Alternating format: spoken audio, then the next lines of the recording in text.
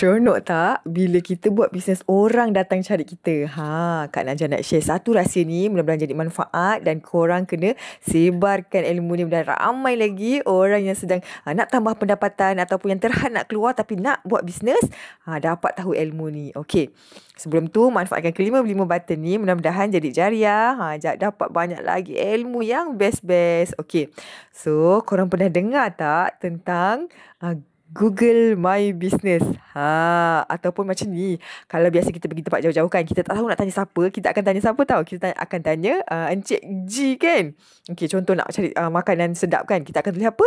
Makan sedap near me. So bila kita search tu, kita akan nampaklah senarai makanan yang sedap-sedap ataupun restoran yang sedap-sedap dekat area kita tu. Kan dia punya review, kita boleh tengok dia punya gambar, dia punya tempat, semua lengkap kan. So sangat bagus dan sangat penting. Nak tak bisnes korang pun boleh ada dekat dalam Pakcik G tu. Nak kan? So sebab sangat penting. Sekarang ni semua di hujung jari. So kita kena belajar ilmu ni, alright? So ini adalah tutorial macam mana nak buat Google My Business. Pergi dekat bahagian Google. Okay. Type kat sini Google My Business. Macam ni kat atas ni. Lepas tu korang tengok list yang dia bagi tu. Cari Google Business Profile ni. Get listed on Google. Tekan situ, kita kan manage now. Tekan bawah tu manage now. Lepas tu, ini list yang Kak Najah punya lah. So nampak tu ada yang telah di-ban sebab di-suspend sebab mungkin Kak Najah overclaim ke. So kena belajarlah rules je, jangan overclaim.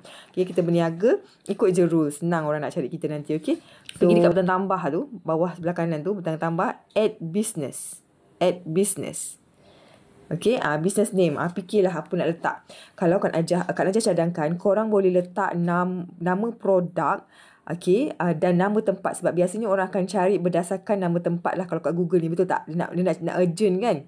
So, jangan, satu lagi, jangan letak nama HQ pula. Contoh, Forever Living Product Pasir Gudang. Tu salah. Itu tak boleh. So, contohlah korang nak tulis apa? Omega Plus Forever Pasir Gudang. Contoh kan, contoh. Biasanya memang kena letak nama tempat lah. Omega Plus Forever Pasir Gudang. So kita tak tulis nama HQ ya. Business category, korang boleh pilih apa? Health, head counselor ke, health food shop ke, head consultant ke. Bismillah, next. Dia mudah je. Nak tak lokasi kita tu, customer tahu. Of course lah nak kan, sebab kita nak orang cari kita. Cuma Kak Najah biasa tak letak alamat penuh lah.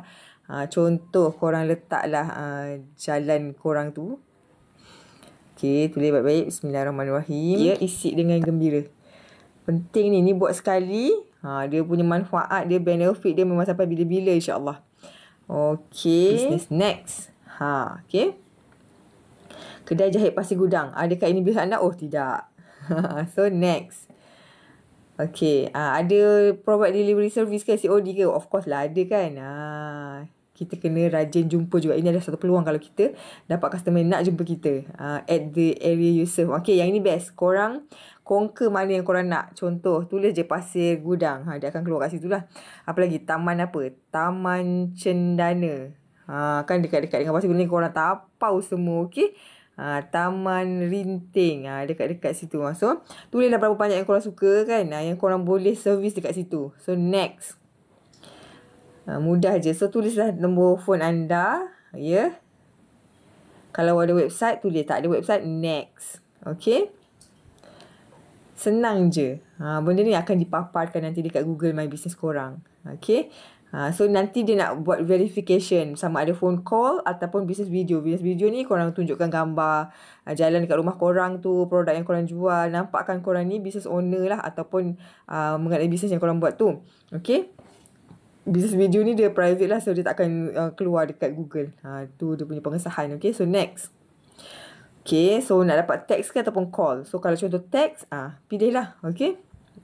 So nanti Encik Google akan bagi korang 6 digit tu. So verify. So bila dah sah, dia akan tunjukkan macam mana korang punya Google My Business tu. Contoh macam Kak Najah kan yang ini. Sekejap contoh yang ini, Aloe Vera Forever Pasir Gudang ni yang Kak Najah manage ni. Ini yang akan korang nampak lah kalau ataupun kita bagi links kan. So kita nak contoh, kita nak tengok foto dia ni jual produk apa. So inilah yang dia nampak lah.